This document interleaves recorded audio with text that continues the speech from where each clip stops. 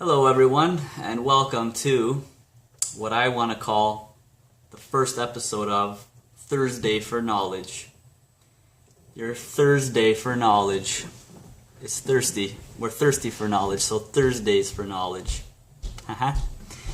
Yep, I went there. So I've already started the book without having a series attached to it, so it is what it is. This is officially the first episode, but I'll include the others in somehow. You've seen part 1 and 2 of Inside Out. Now I'm going to do the next chapter in the book, The 7 Habits of Highly Effective People by Stephen R. Covey. The second chapter is called An Overview. That is the title. And there are many points that it touches on, but it really just gets into the point of the book, the purpose of the book, and how it's trying to guide you. So the first thing that I want to talk about is that you go through 3 phases, and the book tries to get you from one phase to the next.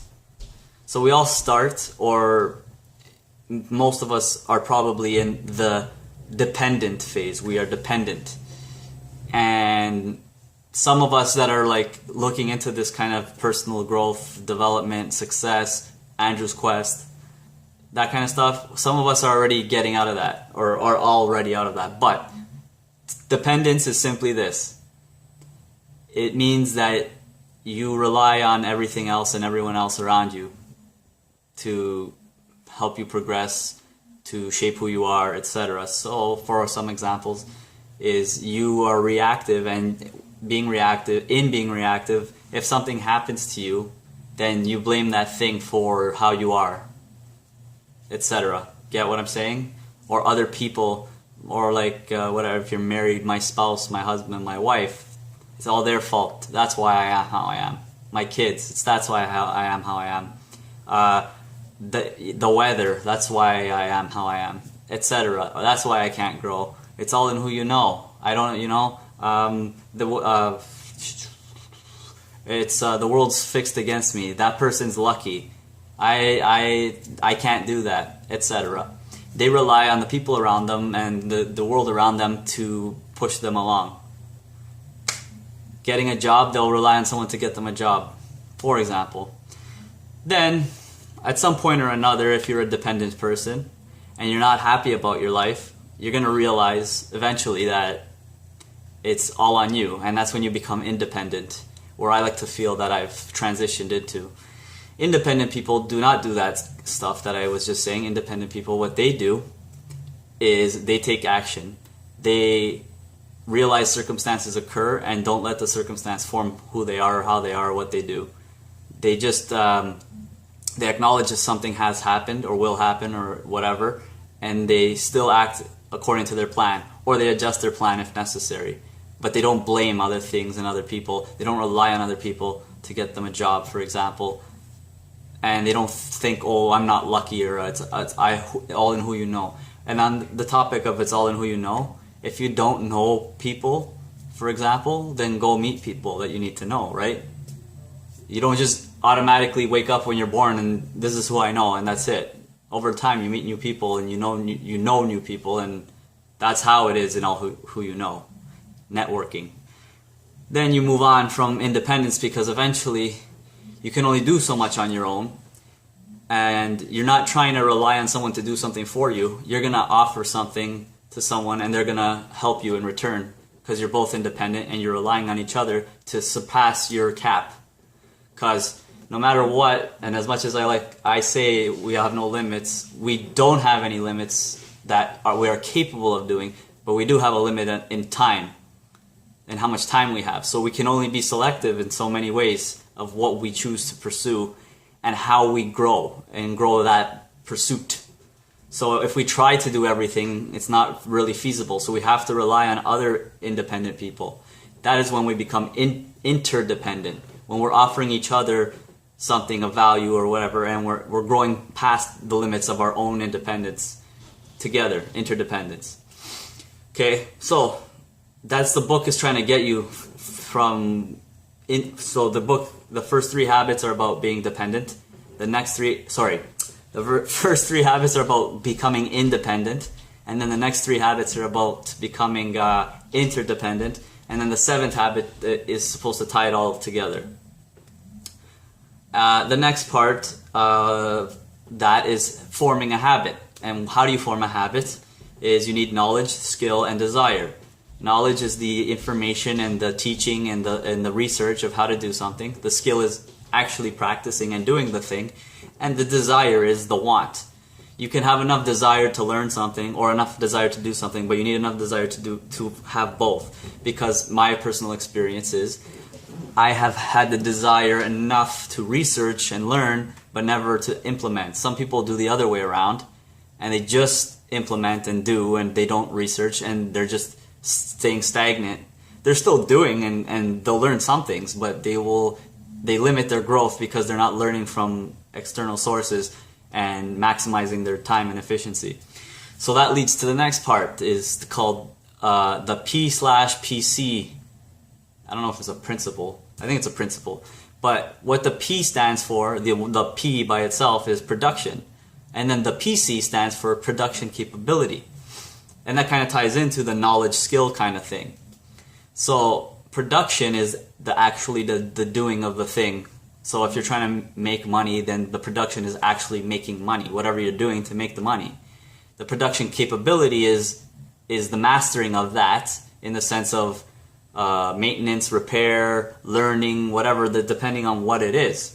For a person, that would be like learning, researching, being more efficient, getting more knowledge to make the production better. On the other side, also physically, you can only do so much, so it's about taking care of your body and all that those kind of things. Because if you wear yourself out, just constantly produce, you're just gonna wear out. You're just taking away from your own life. And the point of you earning the money is not serving its purpose. You might even, knock on wood, you might even put yourself in a health condition that you could have avoided otherwise. To give a little bit of a metaphor for that, think of a car, right? The production of a car is getting you to your destination, so driving.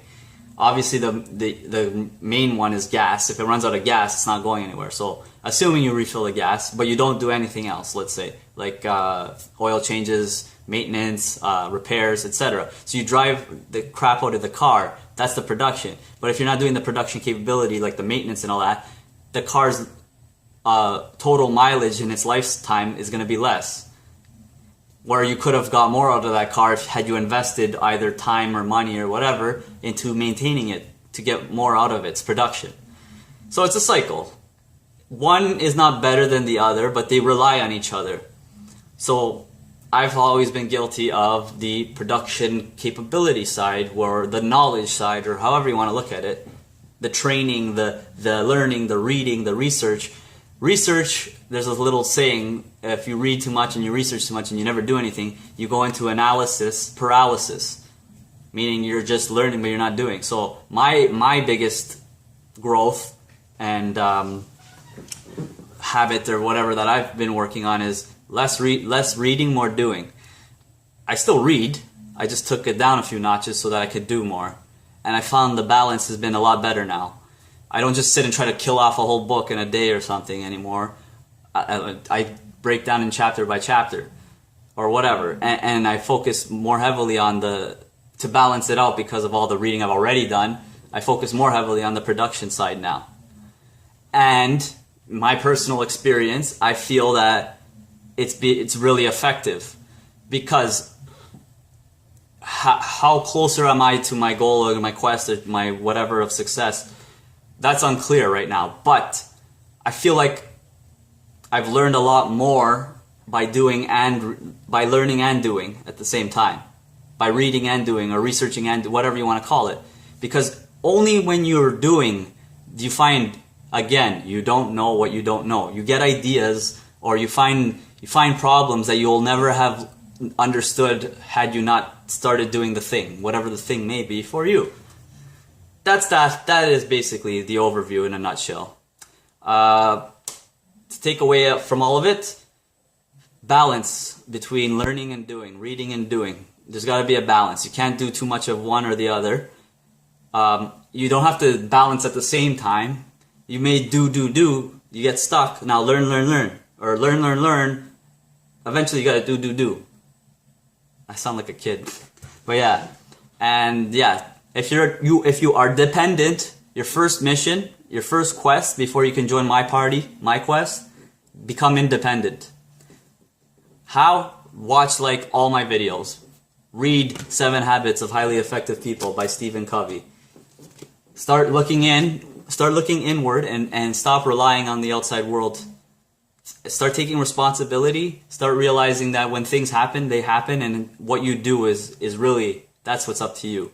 How you come out of the circumstance or how you deal with it, that's what's up to you. But letting a circumstance cripple you or handicap you or using that as a crutch or an excuse to say why you failed and why you cannot do something, you're still dependent. So you gotta get to independence first.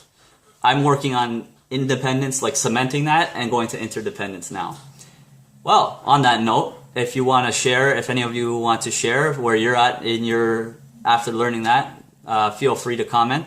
That is the overview chapter of the 7 Habits of Highly Effective People.